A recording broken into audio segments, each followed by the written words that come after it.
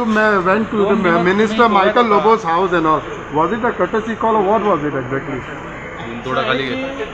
मी सकाळी त्यांच्याकडे गेलो होतो. दुपारी मी DCM यांच्याकडे जेवायला होतो.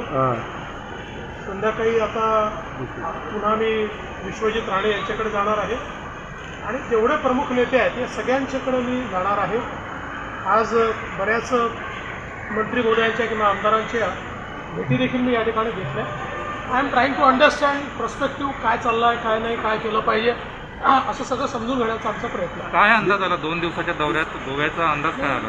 सगळे कॉन्फिडंट आहेत आणि विशेषतः सगळे आमचे आमदार किंवा मंत्री जे आहेत हे बिलकुल त्यांना असं वाटतं की आपण नीट पुन्हा सरकारमध्ये येऊ शकतो, पूर्ण मेजॉरिटीने येऊ शकतो आणि त्याकरता सगळ्यांची कष्ट करायची तयारी घेतली. पण काल तुमच्या मीटिंगला येताना दोन तुमच्या सदस्यांमध्ये वादावादी झाली. एखाद्या विषयावर दुमत होणं हे राजकारणात होत असतं आणि तो प्रशासकीय विषय, तो काही पक्षाचा विषय नाही आहे. त्याच्यामुळे मला असं वाटतं की त्याला फार काही म्हणजे मोठं स्वरूप देण्याचं कारण नाही. तुम्ही मायकल लोबोंच्या घरी भेट दिली, आज तुम्ही विश्वजित राणेंच्या घरी भेट देतात. हे दोघेही नेते तसे बंडखोर नेते समजले जातात. कोणीही बंडखोर नाही, सगळे भाजपचे नेते आहेत.